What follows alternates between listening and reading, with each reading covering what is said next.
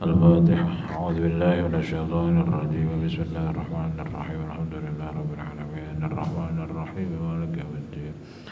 إياك نعبد وإياك نستعين اهدنا الصراط المستقيم صراط الذين أنعمت عليهم غير المغضوب عليهم ولا الضالين آمين. أعوذ بالله من الشيطان الرجيم. إن الله وملائكته يصلون على النبي صلوا عليه وسلموا تسليما. اللهم صل على سيدنا محمد وعلى آل سيدنا محمد كما صليت على سيدنا إبراهيم وعلى آل سيدنا إبراهيم وبارك على سيدنا محمد وعلى آل سيدنا محمد كما باركت على سيدنا إبراهيم وعلى آل سيدنا إبراهيم في العالمين إنك حميد مجيد.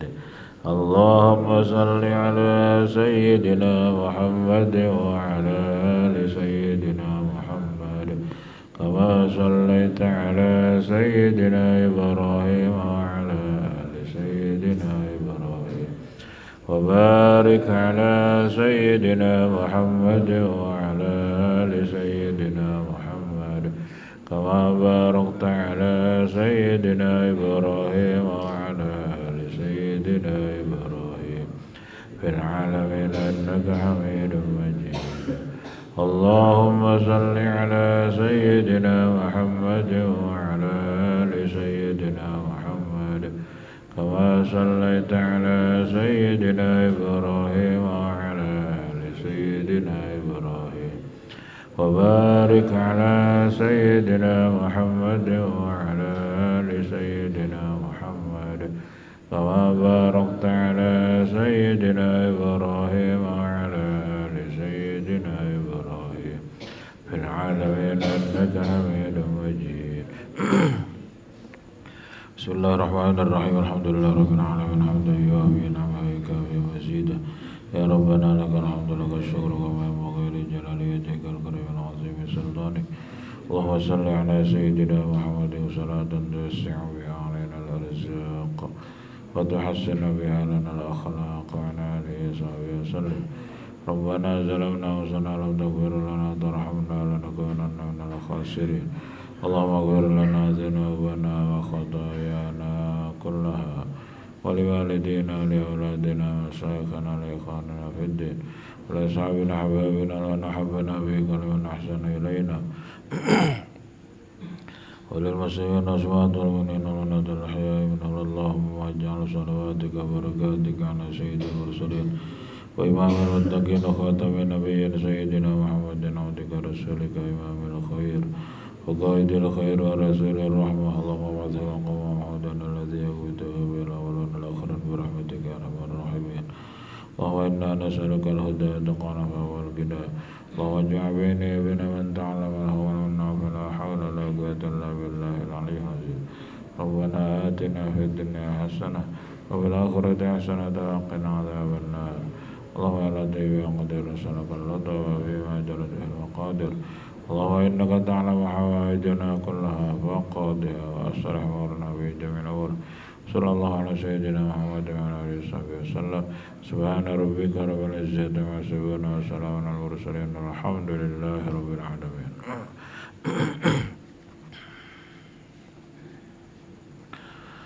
أعوذ بالله من الشيطان الرجيم. بسم الله الرحمن الرحيم. ويحك تقعد tunggu sirah pisau ma'atika ing dalam langgar sirah padepokan sirah Bakal buka hale utawi ati sira iku bibuyutil khalqi tetep ing dalam pira-pira umahe makhluk. Muntadiron hale kang ngenteni. Ada alifnya enggak itu? Muntadiron ron. Enggak. Muntadirun hale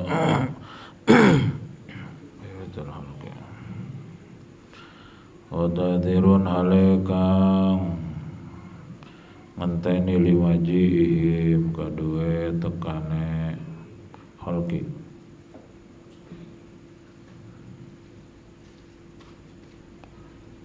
Sama tekodo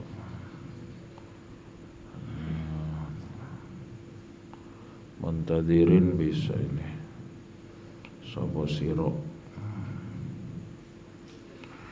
limajihi maring tokane khalqi wa hadaya hum lan pira-pira hadiah khalqi doa sia-sia apa zamanuka waktu sira wajilat lan den dadiaken laka kadhe sira apa suratu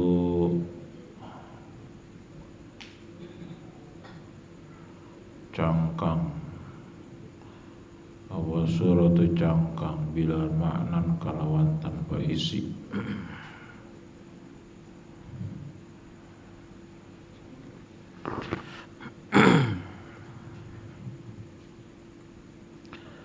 Padahal la tuahil aja nyawisaken sira atau ahli akan atau nyawisaken sira nafsaka ing awak sira li syai'in kadue sawiji-wiji lam yuahilka kang orang ngadadiaken ahli ka ing sira sapa Allah Gusti Allah azza wa jalla lahu maring syai' illam yatika lawan aratu istumaka kaing sira apa ta'ahulu keahlian minallahi saking Allah azza wa jalla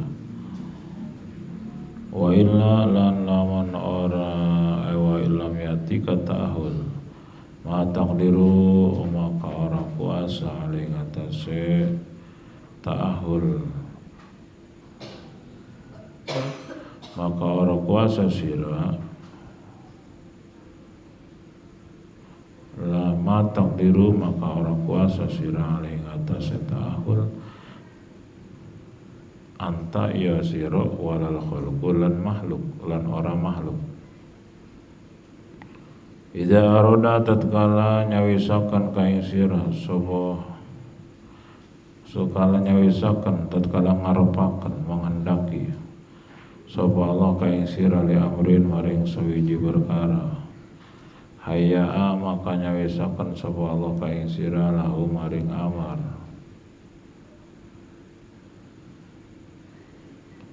Kalau udah baca kayak gini nih tenang hati. Udah tenang belum?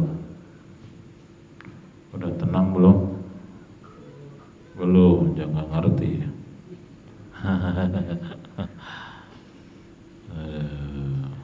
Gimana tuh supaya ngerti ngaji bahasa Arab? Aduh nggak bisa. Ya udah anaknya tuh mondok.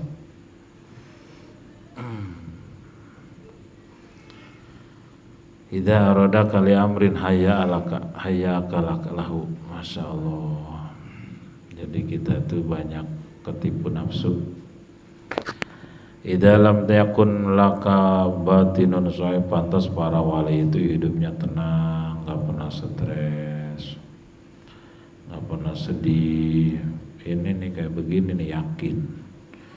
Dalam yakun dalam tatkala ora ana laka kadhe sira apa batinun batin sahihun kang lurus wa qalbun lan ati kholin asalnya kholiyun kholin kan sepi apa qalbu amma saking barang siwal halak siwal hakikang saliyane Allah azza wa jalla wa illa ay wa illam yakun laka batinun sahih pamujarradul khalwati maka utawi meligine murni nyepi iku la yang fa'uka ora bakal manfaat apa khalwah.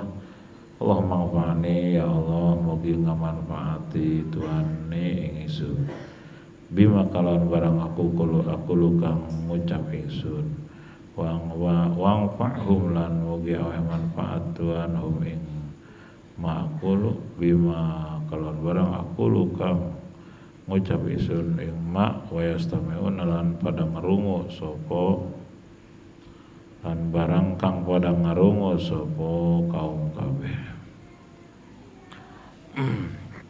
Kita sering menyendiri baca ini baca itu, wirid ini wirid itu dan lain sebagainya.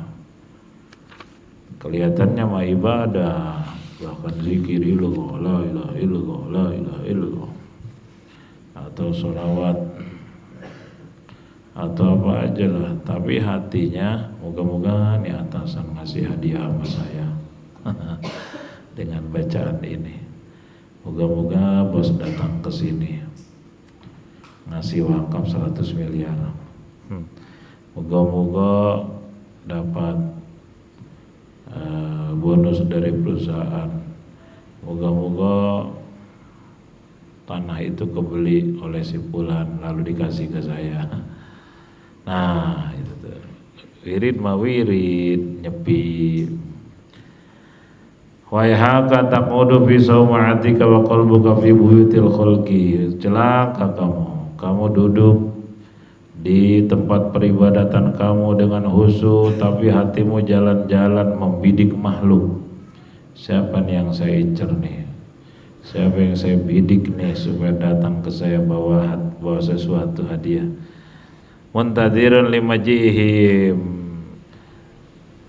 duduk menyendiri wirid ini wirid itu, baca ini baca itu, tapi hati kamu door to door, fokus kepada rumah orang-orang,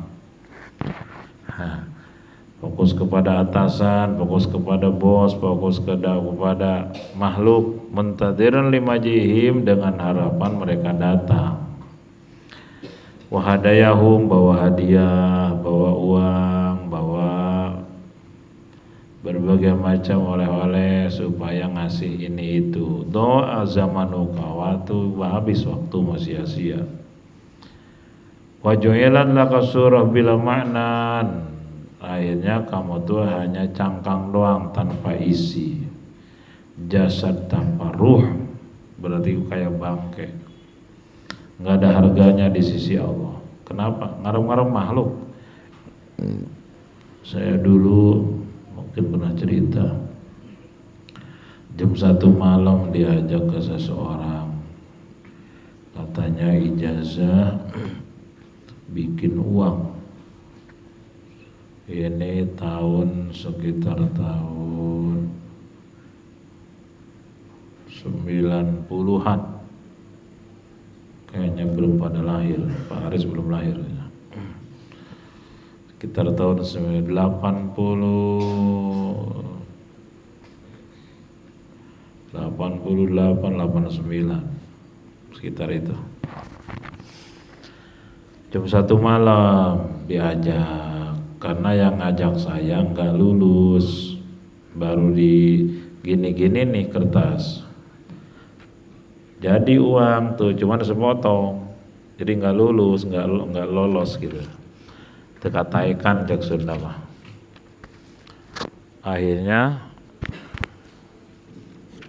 Akhirnya minta tolong saya, karena saya waktu itu dianggapnya belum begitu banyak lah dosanya. Semoga dikabulkan. Saya baru umur 15-an kali waktu itu ya, 15 tahunan.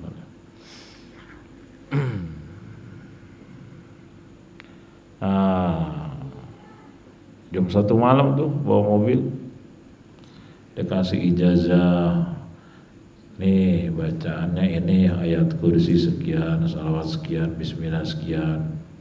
Saya nggak mau sebutin sekiannya berapa, nanti dicoba lagi di rumah. Biar bisa bikin uang. Waktu itu saya belum mondok. Mau itu udah mimpi aja tuh pulang dari sana, wah saya bakal jadi miliarder, triliuner. Atau kertas digini-giniin jadi duit.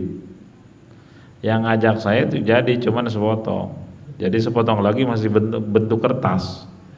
Sepotongnya udah misal 100 ribuan, sepotongnya udah persis 100 ribuan. Sepotongnya nggak lulus saya. Udah saya udah pede banget tuh bakal jadi miliarder muda saya nih, triliuner lah. Gini-giniin jadi. Saya udah mimpi aja tuh, pokoknya saya nih kalau nikah langsung 4 istri. Wah, sana aja pokoknya nggak mau satu-satu pokoknya. Semua harus dilengkapi fasilitas serba lux, mobil mewah, rumah mewah semua. Wah, udah dunia aja dah. Waktu itu belum kepikir saya berangkatin haji orang-orang fakir, pesantrenin orang-orang fakir. Saya juga belum pesantren. Yang kebayang itu aja, gemerlap dunia. Begitu suatu saat, saya itu udah gitulah mau diselamatin Allah. Jadi memang mau digiring ke Allah gitulah. Dunia tuh selalu digagalin oleh Allah. Nggak betah kalau belum nanya ke guru. Guru itu kan kakak ipar. Cuman saya belum di Gandaria. Tapi mau apa-apa suka nanya gitu lah. Begitu nanya sono, ini di berapa waktu lalu jam 12, jam 1 malam diajak ijazah bikin uang. Ini wiridannya nih. Kan tertarik tuh ayat kursi, sholawat segala macam. Bismillah. Itu kalau nanyanya ke Pak Toto, Pak Haji Toto, Pak Arif, kayaknya wah bagus nih amalkan nih. Ayat kursi bro. Ayat Quran berarti sholawat. Begitu nanya ke guru, jawabnya ulah. Waduh, kan sekaligus talak 3. Wahdaniyah fil apal geus ngadarah ngadaging. Wahdaniyah keesaan perbuatan Allah sudah mengkristal dalam jiwa. Silahkan mau ngamalin apa aja. Jangan dulu sekarang. Aduh, itu yang tadinya saya udah mau terbang jatuh lagi tuh, ciut lagi, peot dewe kempes. Masya Allah. Udah kebayang aja kamar-kamar bakal penuh duit gitu. Udah kebayang aja itu. Karena udah ada itu. Jadi beliau nggak lulus tuh cuma digini-gini cuma jadi setengah. Minta tolong saya.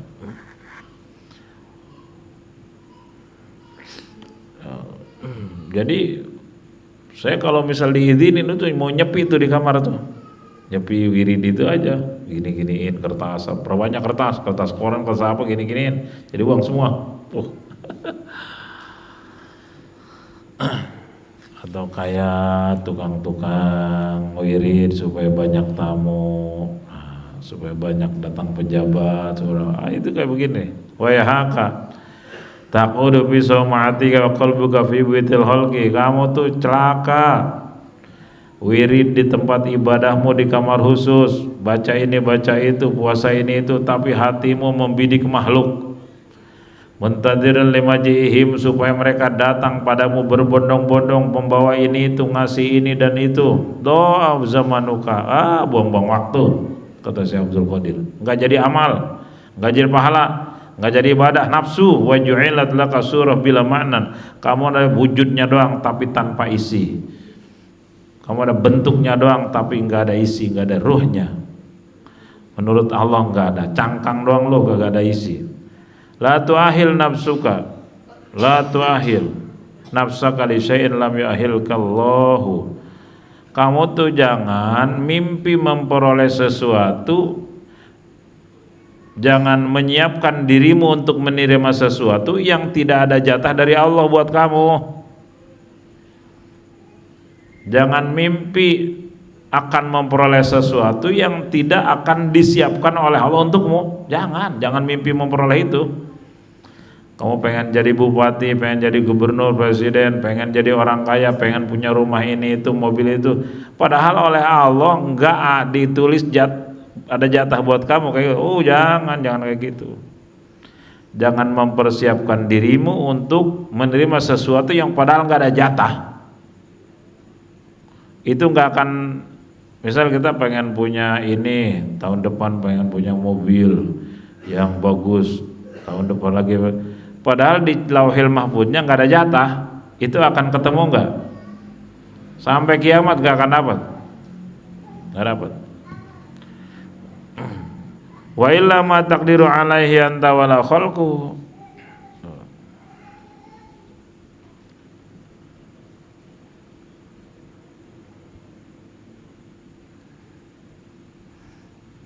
Baik untukmu maupun untuk makhluk nggak akan pernah dapat. Makanya jangan suka menghayal, pengen punya ini dan itu, jangan.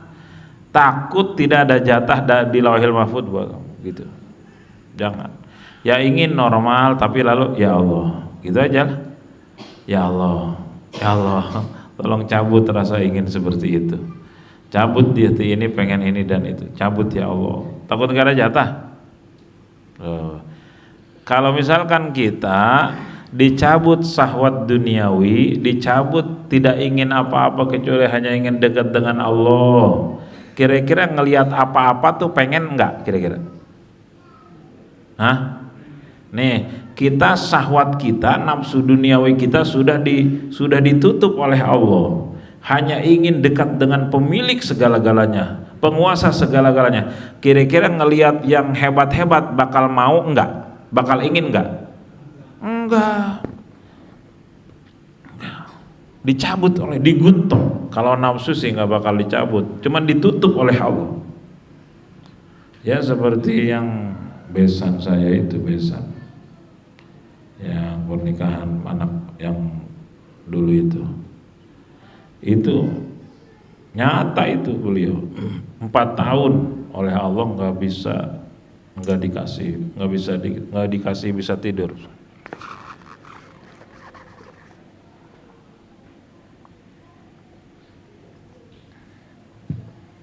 Mungkin saya pernah sampaikan 4 tahun nggak bisa tidur, ini nggak umum. Saya aja 7 hari 7 malam nggak bisa tidur, kayak mau mati. Mata udah merah, makan minum apa aja kemuntahin lagi karena keseimbangan tubuh kan hilang. Itu 4 tahun, dan selama 4 tahun itu dikasih malu ke Allah, ngedoa mau minta apa-apa nggak mau, malu ke Allah, ngangkat tangan aja nggak bisa. Saya mau minta apa? Ya saya udah dekat dengan pemilik semuanya, udah merasa dekat banget, udah merasa selalu bersama dengan Allah yang memiliki seluruhnya, segala-galanya. Terus saya mau minta apa? Gitu. Kita jatuh cinta ke seseorang zaman dulu misal, kan ngelihat bonekanya, waduh senang banget ya. Ngelihat sendalnya yang warna pink, wow merinding. Ngelihat motornya, sepedanya, rumahnya, tuh. Tapi ketika sudah memperoleh dia, karena udah kita nikahin, udah lupa tuh semua milik dia ya. Kira-kira seneng nggak sama kucingnya? Enggak, udah dapat orangnya. Seneng nggak sama sendalnya? Enggak, udah dapat orangnya. Gitu tuh, udah nggak mau apa-apa tuh, karena udah dapat orangnya. Itu sama beliau, sampai disebut Ustadz gila. Gara-garanya apa? Masih ingat gak kisahnya? Pak Aris, sudah pernah sampaikan, masih ingat gak? Ya biasalah. Kalau nggak lupa berarti kurang normal.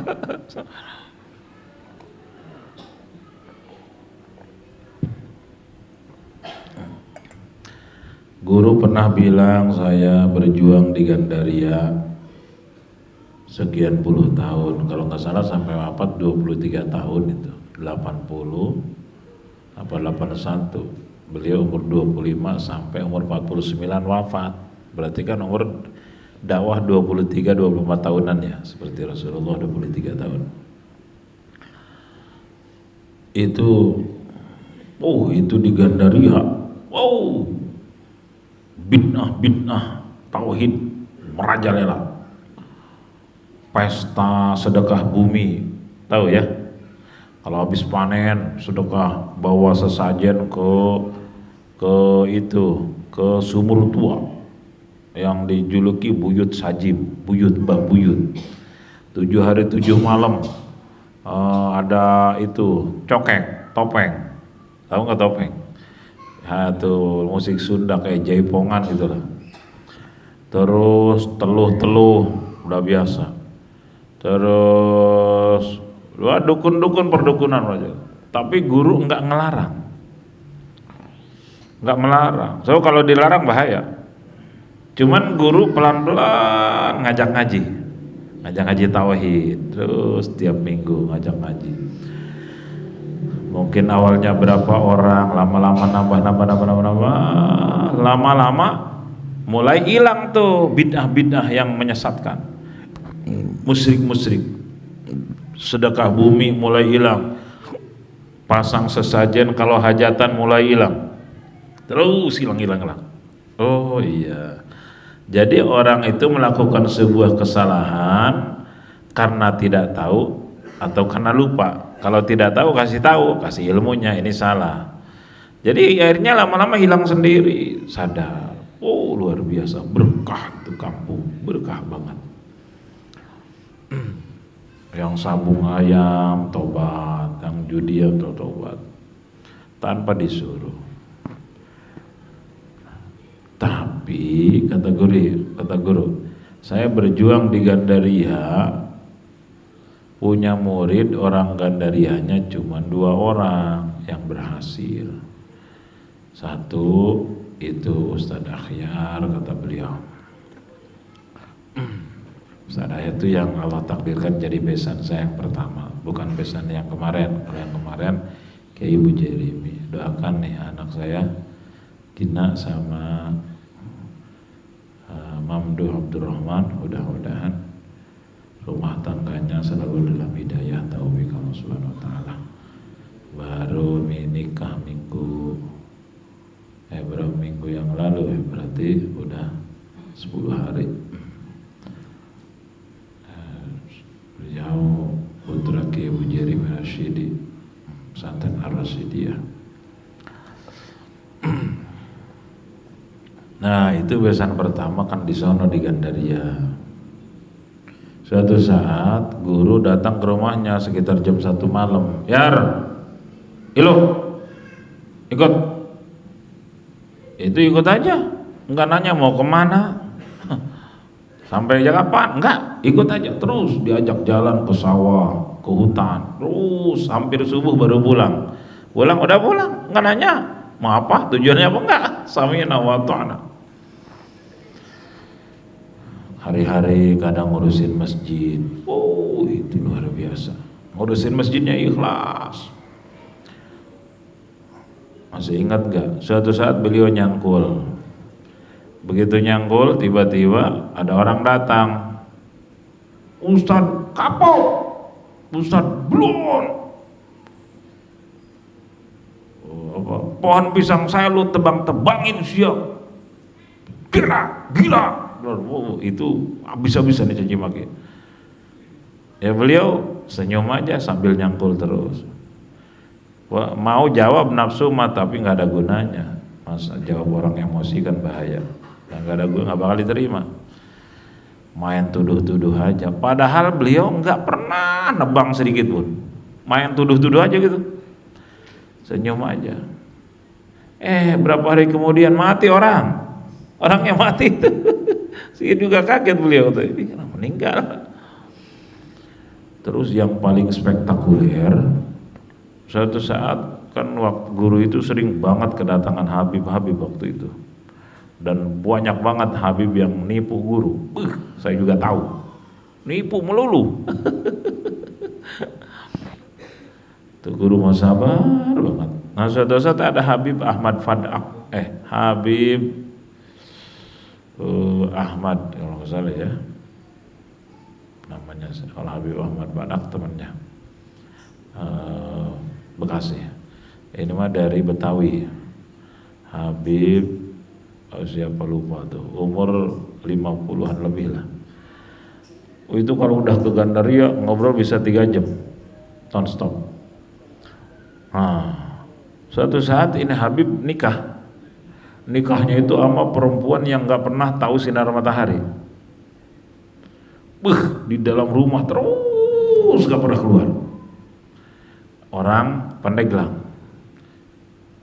datang ke Kiai, ana nikah ini, kira-kira ada rumah nggak yang bisa dikontrak? Oh ya, nanti coba saya musyawarah sama Mang Ahyar. Panggillah Mang Ahyar, ada Habib baru nikah, cari rumah. Kira-kira rumah siapa yang bisa dikontrak tuh? Rumah saya aja lah. Ataupun kamu anak 9. Masa rumah kamu dikasih? Nggak apa-apa, saya bikin gubuk di belakang. Bayangin, anak buahnya lalu dikasih ke orang, lalu beliau bikin gubuk kecil di belakang, sempit. Waduh, netizen bereaksi. Tahun berapa itu ya? Tahun 92-an tahu ya, sebelum 90 ya, lupa. Itu Ustadz gila, belum. Rumah satu-satunya anak buahnya dikasih ke orang, gol, tolol. Tapi nggak pernah marah, apalagi marah tersinggungnya nggak pernah. Dan itu dia 4 tahun nggak pernah bisa tidur dan merasa itu kan dermawan itu ada 3 macam dalam nafsu yang menghantarkan ke surga.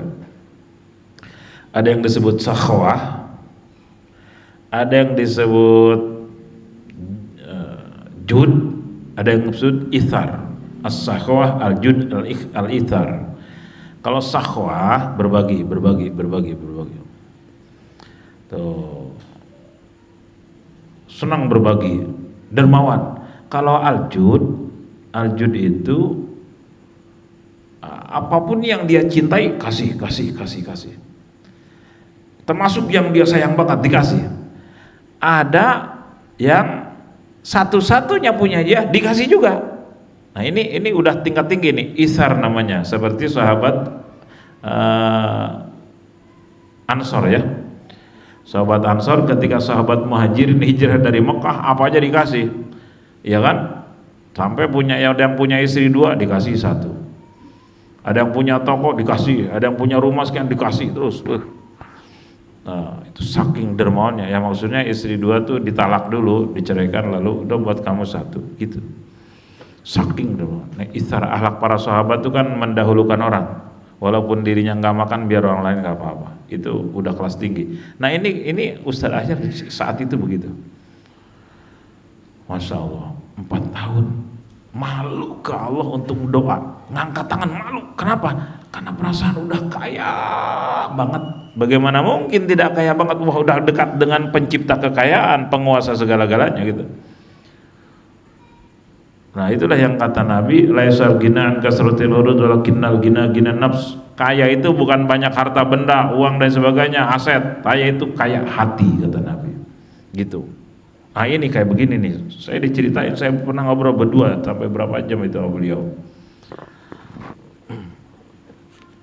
Nah udah gitu, berapa gitu, 4 tahun. Aneh, nggak ngantuk-ngantuk kata. Luar biasa. Ya Allah Maha Kuasa. Tanpa sakit Allah Maha Kuasa. Nggak makan misal 4 tahun tanpa tapar bisa Allah. Nah sekarang beliau udah biasa sekarang ya, soal ngedoa biasa. Tapi hati udah ngadoa tuh ibadah aja. Bukan minta ke Allah, ngadoa tuh ibadah. Nah lu sekarang udah berapa tahun terakhir ini ya? 4 tahun apa 2-3 tahun gitu. Jualan ayam bakar. Itu jualan ayam bakarnya enak banget, nggak umum. Saya sambil promosi ini. Pokoknya susah nyari ayam bakar kayak beliau, susah. Sulit di mana-mana. Nah, dulu keluarganya ada yang belajar di ayam bakar Kukun itu. Itu Kukun itu Sabtu Minggu bisa sampai 500-an ekor. Nah, beliau sekarang dekat rumahnya buka. Masya Allah, itu dagang nggak pakai manajemen ekonomi, bagi-bagiin melulu. Anak cucu datang, ayo makan. Pulang bawa, ayo silakan. Ada ustadz mampir, ayo makan, nggak usah bayar. Ada pengajian di Gandaria tuh, putranya guru tiap malam itu bawa sekian ekor tuh buat yang ngaji. Aneh, kalau seandainya pakai manajemen ekonomi bangkrut, nggak masuk. Tapi apa yang terjadi? Terus berkah. Itu udah di luar konstatir manusia, logika udah. Suatu saat saya ngobrol sekitar 2 bulan lalu tentang hiruk pikuk makhluk lah, hiruk pikuk duniawi. Apa jawab beliau? Biasa dunia mah tempat riweuh, gitu. Tahu nggak riweuh? Liar, tempat apa? Hiruk pikuk. Dunia tuh tempat hiruk pikuk, jalani aja. Kalau nggak mau riweuh mana nanti di surga, jalani aja, sabarin. Itu adem banget. Saya kalau ngobrol sama beliau, kalau nggak ada adzan, waduh udah malas berhenti. Nah ini nih, innal gin laisal gina bi kasratil ulu lakinnal gina nafs. Kaya itu bukan hanya banyak harta benda, tabungan dan aset. Kaya ngasih itu adalah kaya hati. Nah ini kayak begini nih, langka orang yang kaya hati itu. Jauh walaupun sudah triliunan duit dan aset, kalau hati miskin mah kurang, iya. Banyak ya begitu. Banyak banget. Dan saya udah ketemu orang-orang kayak begini. Para rusing, ngomong anak kurang. Naudzubillah min dzalik. Jadi kalau sekarang gimana? Sekarang atau biasa. Cuman ngedoa ibadah Allah Maha tahu. Dan nah begitu mungkin 9 tahun atau berapa tahun tuh Habib tuh istrinya tuh luar biasa, solehah banget. Kalau mau silaturahmi ke rumahnya ke Pandeglang, itu Habib pinjam mobil orang, lalu mobilnya itu dideketin ke pintu. Pokoknya nggak mau kelihatan orang aja tuh perempuan. Sampai guru bilang ini perempuan solehah tuh kayak begitu. Sampai ibu-ibu di Gandaria tuh disuruh silaturahmi ke rumah itu, ayo sana silaturahmi, minta doanya. Itu kekasih Allah perempuan itu katanya. Luar biasa. Udah mungkin berapa tahun gitu ya, 9 apa 10 tahun saya lupa, beliau wafat suaminya. Lalu akhirnya nikah lagi, pindah rumah. Nah baru rumah itu diisi lagi sama beliau gitu. Biasa aja, biasa. Atau enggak senang banget ngisi rumah lagi, enggak, atau biasa aja, episode dari Allah. Ya memang kalau udah yakin ke Allah mah udah, sebagaimana sudah kita bahas, ar-rizqu maqsumun la yazidu wa la yanqusu la taqaddam la ta'khuru. Rezeki itu sudah selesai dibagiin, tidak akan bertambah, tidak akan berkurang, tidak akan bisa dipercepat atau diperlambat, sudah pas semua, nggak akan ketukar, nggak akan meleset, sudah pas kadarnya, pas waktunya, nggak akan ketukar. Nawar di toko kita, jadinya di toko yang ono, memang jatah ono, kita rezeki sabar. Berapa waktu lalu ada, aduh saya bisnis sama si bulan dapat 200 juta. Bukannya bagi-bagi, malah saya nggak dapat apa-apa, dibawa kabur sama teman yang 2. Oh berarti beliau nggak ada jatah dari situ, beres. Itu enak ngomong mah. Nah prakteknya nyesek juga itu, istighfarin gitu. Mungkin dan berbaik sangka, mungkin oleh Allah akan dikasih lewat jalannya yang lebih berkah. Buktinya itu dicuri oleh 2 temannya, berarti nggak berkah itu rezeki gitu. Awas, ibadah aja, wirid aja, puasa aja, nggak usah pengen apa-apa, pengen ibadah aja. Kamu rajin banget wirid, pengen apa? Atau pengen ibadah aja? Nggak pengen apa-apa saya mah, pengen ngabdi ke Allah, semoga dapat pahala, semoga dapat ridho Allah, itu aja. Kamu puasa rajin banget, pengen apa? Pengen banyak tamu. Nah itu beta dunia berarti makhluk. Kamu puasa ngapain? Pengen ya mudah-mudahan dapat rahasia dari Allah, dapat ridho Allah gitu. Nah, enggak pengen apa-apa, ibadah aja, sunnah puasa tiap hari. Nah, la tuahil nafsaka li syai'in lam yuahilka Allahu azza wa jalla illam yatika ta'hul minallahi azza wa jalla wa illa ma taqdiru alaihi anta wal khalqu. Jangan mempersiapkan diri untuk mempunyai sesuatu yang memang tidak ada jatah buatmu dari Allah. Nah, itu yang saya ingat waktu ke Serpong dulu itu, udah berapa puluh tahun yang lalu, sama guru. Asal ada mobil mewah, mau nggak itu? Mau banget, istighfarin. Ada rumah mewah, mau nggak tuh? Waduh, mau, istighfarin. Astagfirullah, ya Allah, bukan itu yang saya inginkan. Yang saya inginkan Engkau ya Allah, pemilik segala-galanya. Gitu. Walaupun ngomong gitu, kalau udah jatah mah dapat ini, kapan waktunya? Itu mah sedang ngedidik nafsu. Jangan menginginkan, takut nggak ada jatah dari Allah gitu. Kalau memang nggak ada jatah buat saya, Allah cabut rasa ingin ini di hati gitu. Kalau ada jatah, berkahi. Kalau nggak ada jatah, jangan sampai ingin atulah ya Allah, gitu. Ngobrol aja dengan Allah. Mau kamu, mau seluruh makhluk, kalau nggak ada jatah nggak bisa. Dari Lauhil Mahfuznya nggak ada catatan. Idza arada kala amrin hayya kalahu. Nih kata Tuhan Syekh Abdul Qadir. Kalau Allah mau menghendaki sesuatu, pasti Allah bikin jalannya. Gitu. Halo? Ngerti ya? Kemarin saya nganter anak mondok di Lirboyo. Wah, berangkat Senin, nikahin Minggu, berangkat Senin, pulang sampai sini Jumat pagi. Masya Allah. 2 bulan sebelumnya saya mikir ada santri 2, sebetulnya semuanya 3 orang, saudara kandung, yang perempuan masih di sini, yang laki-laki ternyata mondok di sini udah 9 tahun. Saya nggak sadar. Kamu udah berapa tahun di sini? 9 tahun. Oh, dari lulus SD ya? Iya. Aslinya Padang.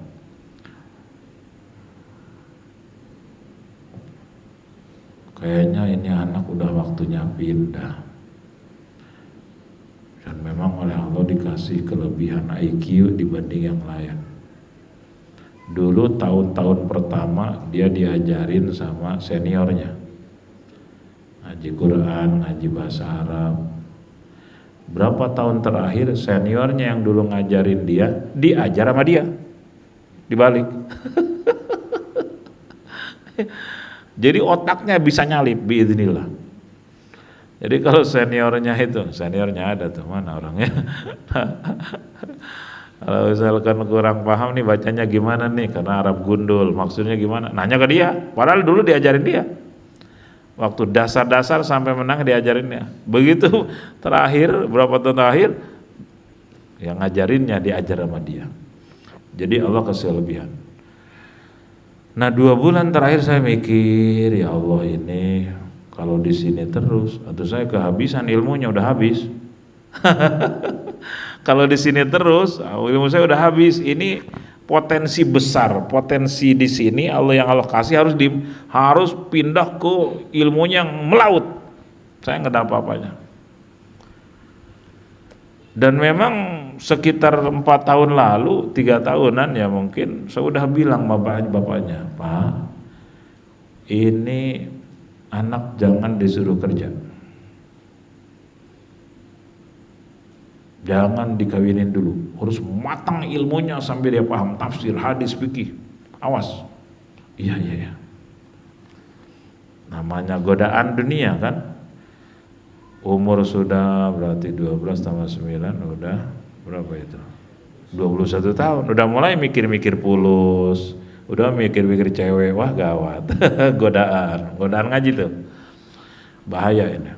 Nah itulah memang udah waktu begitu, wah ini anak harus pindah. harus ilmu yang lebih banyak, lebih besar, dan cari situasi baru. Kalau di sini dia jadi raja dibanding santri yang lain, IQ-nya. Dia harus cari lingkungan yang dia jadi rakyat jelata lagi, harus mengejar yang lebih tinggi lagi, motivasi. 2 bulan lalu saya panggil bapaknya, dan bapak ini jangan disuruh kerja, itu sekitar 3 tahunan yang lalu. Ya, tapi bapak sambil nabung, takut suatu saat nanti ada waktu dia harus mondok kemana, udah ada biaya. Nah, bulan-bulan kemarin saya panggil, gimana? Aduh, saya baru-baru nabung, hari-hari aja. Oh iya. Tenang Pak, tenang. Saya ingat ini nih, tuh. Idza aradakal li amrin hayya kalahu. Seandainya Allah berkehendak sesuatu, maka Allah bikin jalannya. Allah siapin. Ini anak nih, kalau Allah berkehendak mondok ke Jawa, maka Allah kasih jalan. Ini siapapun kalau dia bakal ditakdirkan jadi ulama, Allah permudah jalannya. Akan ditakdirkan jadi pengusaha, Allah mudahkan jalannya. Akan ditakdirkan jadi orang kaya, Allah mudahkan jalannya. Akan ditakdirkan jadi orang miskin, Allah akan mudahkan jalannya menjadi miskin. Itu semua begitu. Termasuk akan ditakdirkan nih orang ditakdirkan menjadi ahli sorga, maka akan dimudahkan menuju jalan sorga. Rajin sholat, rajin membersihkan hati, rajin ibadah, dermawan, itu akan begitu. Termasuk kalau ini orang akan ditakdirkan ahli neraka, maka akan dibikin susah untuk ibadah, pelit banget. Itu kan begitu aslinya, hakikatnya. Tenang Pak. Akhirnya saya, ya Allah, kalau memang ini anak harus keluar ke tempat yang lebih dahsyat ilmunya, yakin kau akan kasih jalan. Saya hanya ikhtiar dan doa. Saya dikasih inspirasi, coba saya mau cari orang tua asuh. Saya pernah cerita ke Pak itu ya, Pak Aris enggak ya? Nah, soalnya Pak Aris kan enggak ada tipe orang tua asuh, jadi saya enggak cerita. Saya datangin, bos, pabriknya udah mau 4. Padahal baru umur 30 lebih. Udah jadi miliarder luar biasa, ratusan miliar mungkin asetnya. Bapak punya anak pesantren? Enggak. Pengen punya anak jadi ulama? Atau pengen? Nah, ini kesempatan. Bapak punya pabrik, misal dijual 5 miliar. Nih, halo? Ini belajar zakat nih. Misal Pak Haji Toto bikin pabrik, kapasitas misal 500 karyawan, 1000 karyawan. Setahun belum produksi, belum dipakai. Januari lalu sampai Januari tahun ini, itu udah wajib zakat belum? Haji Toto, udah wajib zakat belum? Belum produksi belum? Beli tanah lalu bangun pabrik tapi belum produksi. Kan zakat itu kan syaratnya nisab dan haul. Nisab itu sudah mencapai keuangan 77,5 gram emas. Nah, kalau nilainya sudah nyampe 70 sekian gram emas, udah wajib zakat. Dan sudah ada 1 tahun. Cuman kalau zakat kayak begitu kan boleh dicicil, bulan pertama, bulan kedua, sampai akhir menuju pas 1 tahun, tinggal dicek udah berapa nih keluarin zakat. Nah, itu udah wajib zakat belum tuh? Beli tanah, bangun pabrik, belum produksi, udah setahun belum produksi, belum dia pakai, udah wajib zakat belum? Pak Haji Toto? Wah, nggak paham. Ini kayaknya nggak ada tipe pengusaha, karena belum bisa zakat.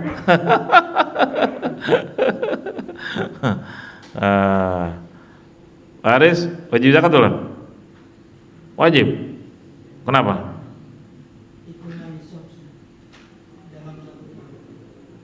Belum produksi.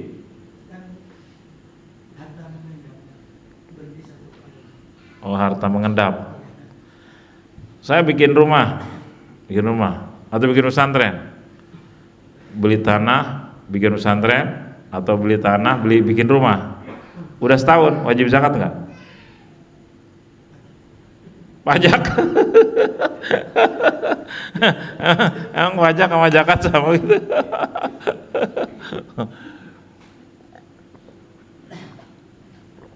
Pajak mah nggak wajib. Seumur hidup kita nggak bayar pajak mobil, pajak motor, Mang Ardi. Moal neraka ya moal, nggak bakal dosa. Artinya di akhirat nggak akan ada sanksi. Saya beli motor tuh, mungkin orang pertama ya saya punya motor yang bagus di sini. Bukan sombong, belinya cash. Mungkin pertama di sini saya beli cash dan itu keluar motor pertama Beat waktu itu. Sekarang kemana kali motornya itu? Udah jadi bangkai. Itu nggak pernah saya bayar pajak. Kenapa? Nggak ada masalah, ngapain bayar pajak?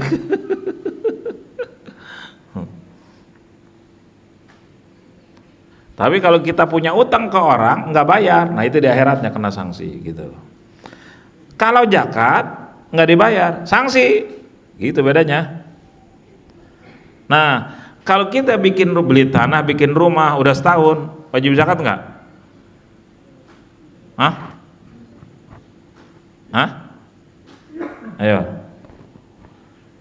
Wajib zakat tak? Cobalah jawab, yang bisa boleh pulang. Hah? Enggak wajib. Tapi kalau toko, kita bikin toko, bikin kontrakan, bikin pabrik, walaupun belum produksi, udah setahun, udah 2 tahun, tiap tahun wajib keluarin zakatnya. Kenapa? Karena itu kan modal. Kita beli tanah buat usaha, kan jadi modal tuh. Kita bangun, itu modal, namanya ra'sul mal dalam bahasa Arabnya, modal usaha. Jadi kita beli tanah sama bangun, habis 5 miliar, ini kan masuk modal. Ra'sul mal, modal. Nah, berarti kalau saya bilangin tuh ke bos itu, saudara punya pabrik 3, yang 1 udah selesai dibangun, belum produksi, yang 2 udah produksi sekian tahun. Nah, atau belum produksi semua, itu ketika 1 tahun wajib zakat. Misal di total tahun berikutnya kalau dijual nilainya 5M berarti 15M. Belum produksi, maka itu wajib zakat. Kenapa? Karena udah melebihi 77,5 gram emas. Gitu loh. Sekarang 1 gram emas berapa? 2,5 juta. Nah, 2 jutaan. Nah? Wah, nggak pernah beli emas kayaknya nih. Oh, 1,2 jutaan lah misal. Berarti ketika sudah 150 jutaan aset modalnya itu sudah wajib. Sedangkan ini 5 miliar. Kecuali beli tanah sama bangunnya cuman nyampe 50 juta, ini belum wajib zakat, ya kan? Nah, itu udah wajib zakat. Misal 15 miliar berarti. Lalu ditambah yang sudah produksi, barang yang masih ada, keuntungan yang sudah terjual, di total misal sampai 20 miliar setahun. Plus aset atau 25 miliar. Nah, atau 20 miliar biar gampang. Berarti modal plus barang yang belum terjual plus keuntungan selama setahun di total ada 20 miliar kali 22,5% berapa? Nggak bisa gitu, nggak ada tipu miliarder. 1 juta 2,5%-nya 25.000, 250.000, waduh pingsan. 25.000, 10 juta 250, 100 juta 2,5 juta, 1 miliar 25 juta, 10 miliar 250 juta, ini 25 miliar. Hah? Setengahnya 750 juta zakatnya. Misal. Dan saya yakin nyampe sekian itu beliau. Taruhlah 500 juta zakatnya. Bapak, ini ada anak 2 yang mau mondok. Kenapa saya usahakan bisa? Karena dia punya potensi besar ininya, dikasih oleh Allah kelebihan. Ya, kalau yang lemot-lemot mah nggak mau saya. Nyari orang tua asuh malu-maluin. Mana yang lemot? Ngaji kan yang lemot. Ki, mang lemot ngaji nggak mang lemot? Nggak ada ya? Mana? Oh, halo? Mana yang lemot-lemot? Nah, nah lalu kalau misal Bapak pesantren 1 juta per orang, berarti 2 orang 2 juta. 1 tahun berapa? 24 juta. Kewajiban zakat berapa? 500 jutaan misalkan, dipotong 24 juta. Masih berapa? Wow, kewajiban zakat masih berlimpah.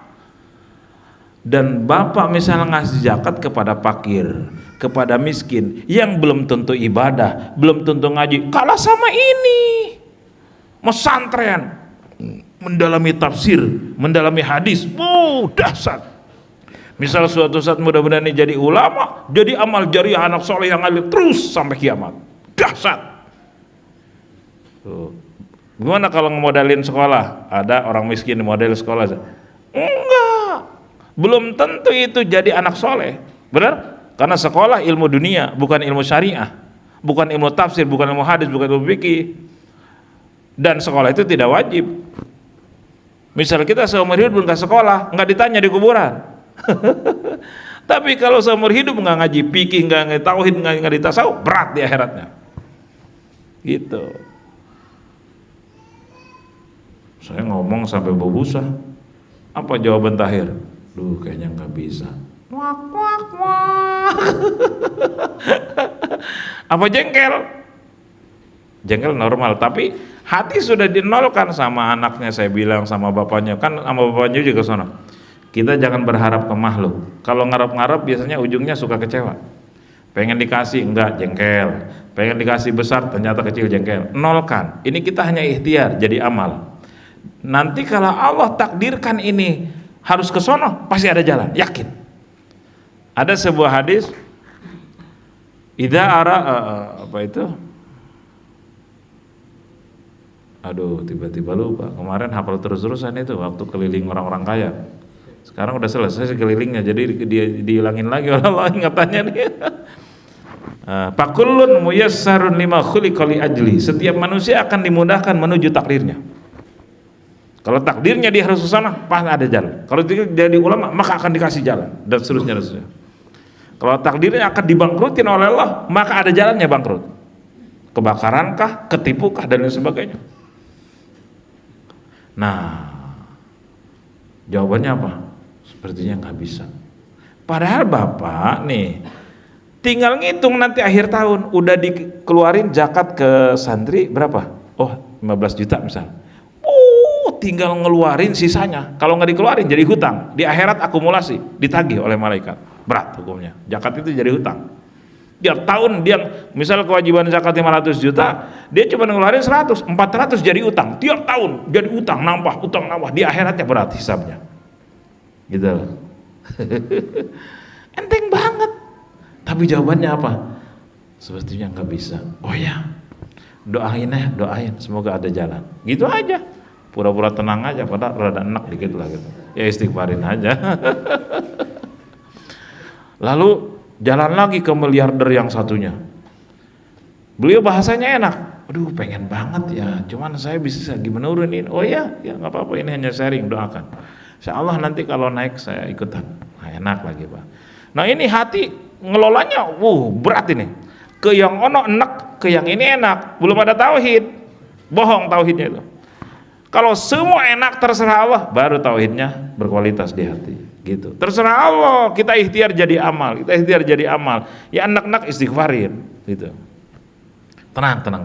Jalan lagi ke sono ke Belaraja, direktur sebuah perusahaan. Oh, beliau kalau ngomong hebat banget. Oh iya melulu sampai hari hanya 0. Cuma ngasih 300. Alhamdulillah. Tenang. Terakhir. Moga-moga ini jalannya di sini. Kata Salman, ini mah biasanya omdo katanya, ngomong doang. Dulu juga. Siapa tahu man, jangan buruk sangka. Oh, insyaallah. Bapak punya anak? Ya, alhamdulillah. Ada yang mau santet? Enggak. Mau punya anak yang jadi ulama? Mudah-mudahan ini jadi. Oh ya. Anak Bapak emang di mana? Yang satu udah beres, sudah diperbankan. Yang satu lagi Kemarin ke beberapa negara dapat beasiswa katanya. Yang satu lagi masih kecil. Insya Allah. Cuman teleponnya susah dijawab, WA susah dibuka, ketemunya juga susah. Orang super sibuk. Tenang, sabar. Selama dia ngejanjiin waktu hari anaknya terus. Akhirnya terakhir saya suruh datang orang tuanya, diantar santri, diantar sama anaknya. Mana? Singkat cerita, udah yang ketiga kali ke rumahnya baru tiba-tiba ngasih 5 juta.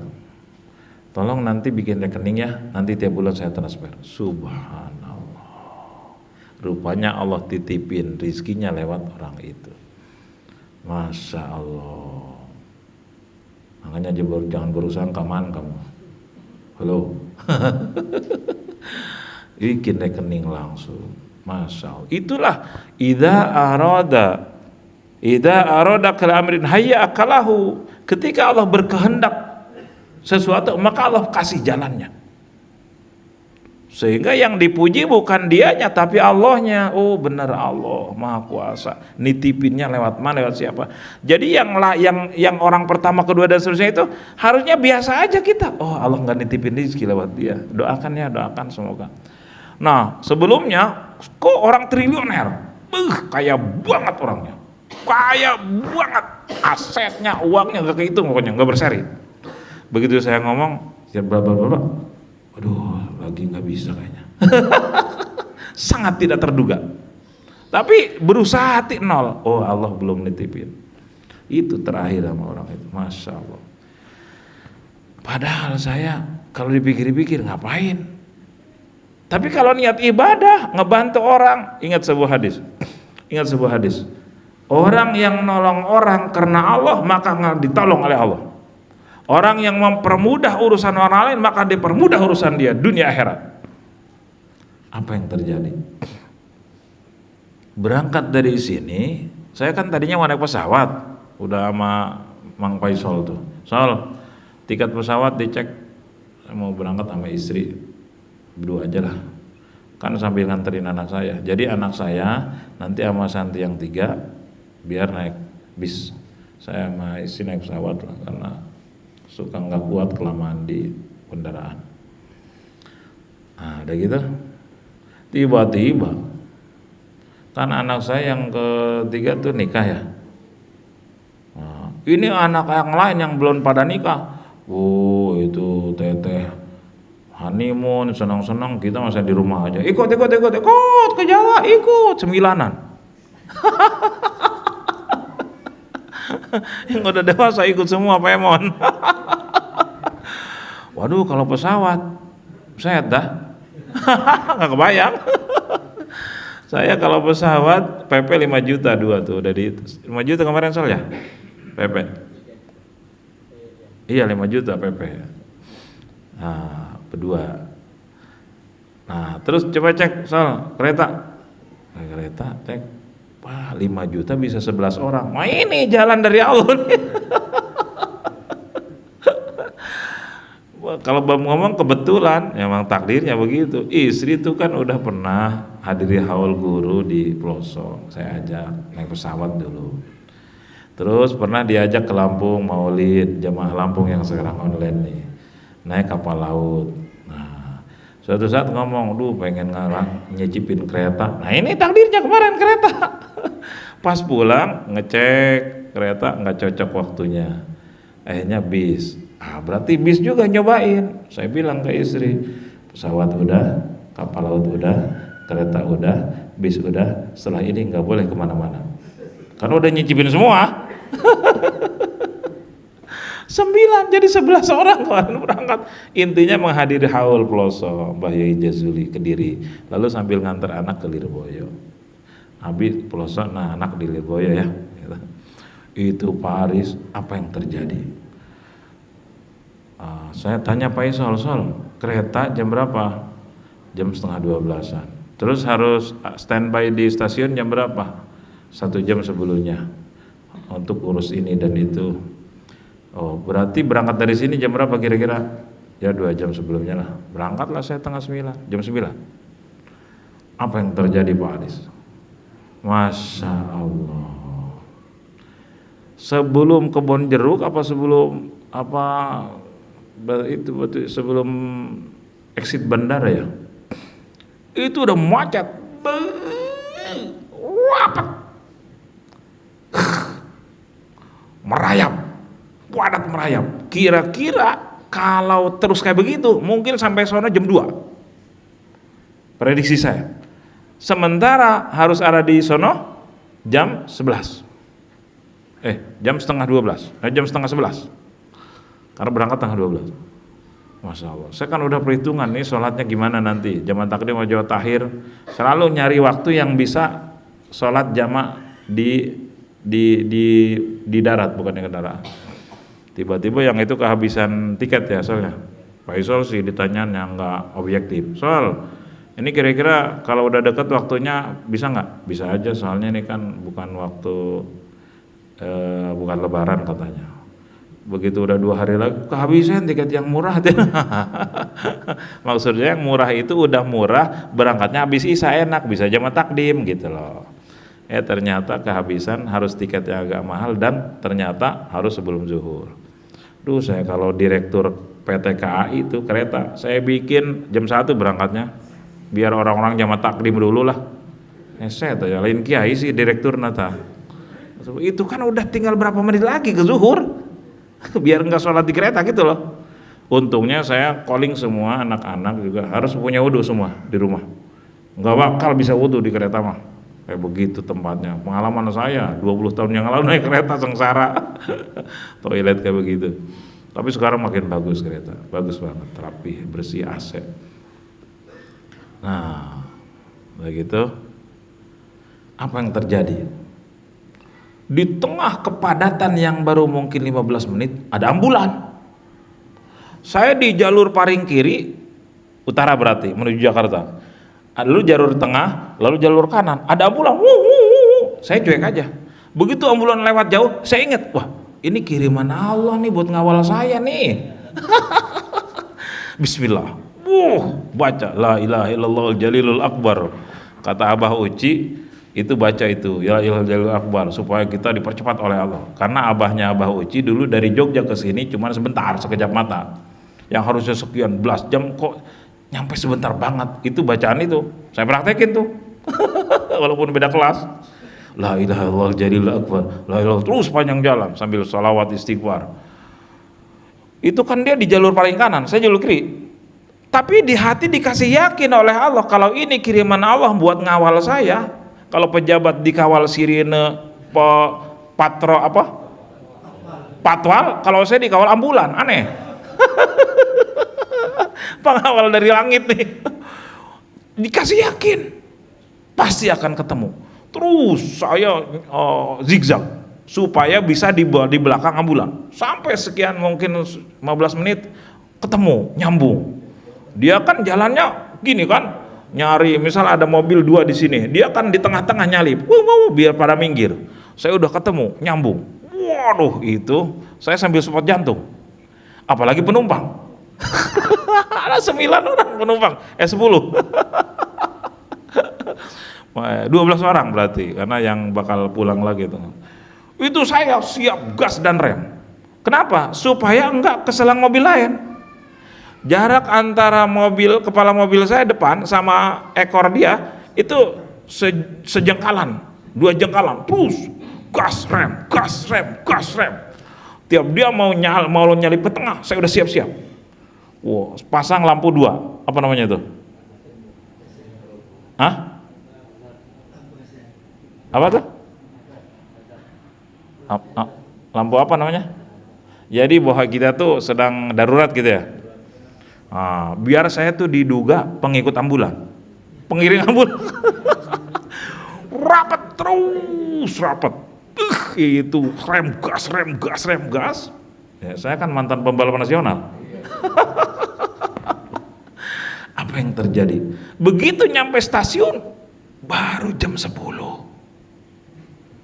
Yang diduga jam 4, jam 2. Kalau macet. Kalau normal perhitungan internet 2 jam, berarti saya nyampe sana jam 10:30. ya kan? 1 jam sebelum berangkat. Jam 10 udah nyampe. Ini cepat banget ini. Dan alhamdulillah dia masuk jalur busway, saya masuk. Pas di Tomang kan ruwet jalannya ya, jalan layang segala macam, banyak lampu merah. Dia tembus lampu merah dan nggak lewat jalur umum. Polisi pada melongo, ngelihat mobil di belakang. Tapi dia dibalikin hatinya oleh Allah. Oh mungkin itu pengikut ambulan. Iya terusnya ditilang itu. Subhanallah, polisi makhluk Allah dibolak-balikin hatinya oleh Allah. Dikasih aja yakin itu kayaknya ngiring ambulan, keluarga ambulan. Udah deket ke Senen, baru itu si mobil ambulan misah ke sono. Kemana kali? Bener kiriman Allah. Itu cash itu. Siapa yang mempermudah urusan sesama muslim, maka Allah permudah urusan dia di dunia dan di akhirat. Makanya harus nolong orang yang ikhlas, ibadah. Nanti kita banyak ditolong oleh Allah, udah pasti itu. Masya Allah. Jangan ada pamrih. Yang ini boro-boro ngasih ini itu, terima kasih aja kagak tuh orang. Jangan pakai gituan, jangan. Saya udah capek-capek nolong, udah pinjemin ini itu, wah udah ada duniawi itu mah. Masya Allah, saya bilang ke bapaknya, saya mah hanya di jalan Pak. Bersyukurlah ke Allah. Saya dipilih diuji jadi jalan untuk keberangkatan anak Bapak. Itu Pak sampai Lirboyo, Pak Aris, santri 60.000. Pas saya ke sono, itu santri baru selesai ngaji. Kayak semut. Jalan dari tempat ngaji itu madrasah menuju ke asrama. Wah, lautan manusia. Luar biasa. Itu Mbah Karim ya, Mbah Abdul Karim, Mbah Mahruz. Sekarang di kuburannya udah panen pahala. Makamnya jadi makam Raudhatun min Riyadil Jinan, taman surga. Itu santri mulai dari alumni tahun atu sampai sekarang. Itu udah ngalir. Pengasuh pesantren yang udah almarhumah, Pak Yai Ibu Nyai. Saya ngebayanginnya begitu aja tuh. Termasuk ini nih yang Bapak asuh nih, orang tua asuh, pasti tiap saat mereka sholat, mereka ngaji, ngalir pahalanya tanpa dia sadari. Luar biasa itu. 60.000 Mardi. Jawa Timur memang basisnya pesantren. Kalau di Proso yang saya mondok kan baru 100 tahun usianya, baru 25.000 santrinya. Kemarin Munas besar, konferensi besar NU kan di pelosok kan. Yang kemarin ada sedikit kasus itu. penyusup yaitu ujian. Itu Mbah Anwar yang sekarang masih ada, pengasuh di Lirboyo, pernah ngajar santri, ngajar pengajian dari pagi sampai siang sampai zuhur. Yang ngaji ada yang udah tidur, ada yang udah lelah itu. Beliau disadarkan oleh adzan. Emang udah zuhur, perasaan baru tadi. Saking nikmatnya ngaji itu yang ngaji beli ke beliau ribuan, ada yang udah pada tidur. Beliau perasaan baru tadi. Sampai viral itu, keluar biasa beliau. Masya Allah. Ya persis seperti Mbah Jazuli pelosok begitu. Thariqat Abdurut Turuk ilallah, thariqat ta'lim wa ta'lum. Jalan paling istimewa menuju Allah adalah ngajar. Kalau nggak bisa aja ngajar, ngaji. Ini yang paling istimewa menuju Allah. Kalah dikir-dikir tarekat oleh ngaji, kalah puasa-puasa oleh ngaji. Ngajar, kalau nggak bisa ngajar, ngaji terus. Sampai Abuya Dimyati bilang begini, diteruskan oleh putranya Abuya Muhtadi. Tarekat aing mah ngaji. Thariqah gua mah ngaji. Walaupun udah gempa 3 kali ngaji gitu, walaupun ada bom meledak ngaji aja. Karena ngaji dan ngajar adalah perjalanan yang paling istimewa menuju Allah. Kalau kita nggak bisa ngajar, kalau bisa ngajar ngaji, ini nanti akan nyampe ke ridha Allah Subhanahu Wa Taala gitu. Masya Allah, itu mukjizat itu Pak Aris. Ambulan itu pintar banget. Yang diduga jam 2, jam 1, jam 10 udah nyampe. Tapi saya juga dikasih denyut jantung rada beda. Waduh, karena saya juga takut secara manusiawi. Karena gas rem itu benar harus fokus. Nggak boleh lihat kanan kiri. Harus tetap nyambung ini belakang mobil nih. Kalau enggak keselang mobil udah. Lia udah hancur. Jadi ini kerasa deg sambil ya Allah itu dikasih oleh Allah, dibuka. La haula. Hakikatnya bukan kehebatan saya nyopir. Hakikatnya bukan apa namanya kemurahan hati si para pengendara di depan membuka jalan, bukan. Hakikatnya memang Allah nolong. Saya dikasih sigap, lalu mobil dikasih murah ngasih jalan, gitu. Ini Allah semua. La fa'ila illallah, la maujuda illallah. Sehingga hati itu harus benar-benar ya Allah makasih, alhamdulillah. Oh, syukurnya udah harus syukur dari lubuk hati yang paling dalam. Kalau seandainya lambat dan ketinggalan, goodbye 5 juta bro. Bisa batal 11 orang. Sampai sono oleh Allah dikasih anugerah. Waduh, itu mampir di rumah Mas Yuda yang suka ngaji di sini berapa tahun lalu. Beliau masya Allah cinta banget tauhid beliau. Sampai waduh kami dispesialkan banget anugerah Allah. Dan banyak cerita-cerita spiritual. Sampai jamaah dzikir beliau dihadirkan untuk ngobrol-ngobrol tentang Allah. Kasih nikmat banget. Makan luar biasa selama 3 hari. Saya bilang kalau saya kelamaan di sini ini bisa tambah berat badan Pak Yuda. Dan ikhlas orangnya kelihatan. Dan banyak kelebihan beliau dikasih oleh Allah SWT. Dan beliau punya anak udah di Lirboy udah 3 tahun. Dan dikasih banyak keanehan itu anak luar biasa. Makanya saya titipin anak saya ke dia. Tolong anak saya disatuin kamarnya dengan asramanya dengan dia. Alhamdulillah Allah mudahkan semuanya. Doakan mudah-mudahan anak-anak yang di sana semuanya selalu Allah bimbing lahir batin sehingga berhasil mendapat ilmu yang manfaat. Ilmu yang manfaat itu ilmu yang makin bikin takut kepada Allah. Itu ya memang. Rasul ilmi makhafatullah. Puncak dari sebuah ilmu adalah makin bikin takut ke Allah. Ngebohong takut ke Allah, nipu takut ke Allah, tidak jujur takut ke Allah, tidak ibadah takut ke Allah. Orang saya bisa tipu, tapi Allah nggak bisa. Orang tua saya bisa bunuh, saya habisin hartanya, tapi saya akan berhadapan dengan Allah. Saya takut ke Allah. Ini yang paling dasar. Kenapa orang yang sholat sudah banyak, tapi yang jujur tidak mudah nyarinya? Bahkan banyak oknum DKM masjid yang maling duit masjid, apalagi duit negara, apalagi di instansi pemerintah. Kenapa? 1, ngaji syariat bloko. Mereka tidak ngaji ma'rifat, terasa Allah, lihat Allah, dengar Allah, saksikan. Nah, ketika kita dikasih senang ilmu seperti ini, kita harus sangat bersyukur. Mudah-mudahan kita dikasih makin tumbuh rasa takut kepada Allah SWT. Semoga kisah ini menjadi jalan manfaat untuk memandu amal kita sampai selamat menghadap Allah Subhanahu wa taala. Al-Fatihah. Bismillahirrahmanirrahim. Alhamdulillahirabbil alamin arrahmanirrahim maliki yaumiddin. Iyyaka na'budu wa iyyaka nasta'in ihdinas siratal mustaqim siratal ladzina an'amta 'alaihim ghairil maghdubi 'alaihim waladdallin. Terakhir doa Syekh Abdul Qadir Jailani.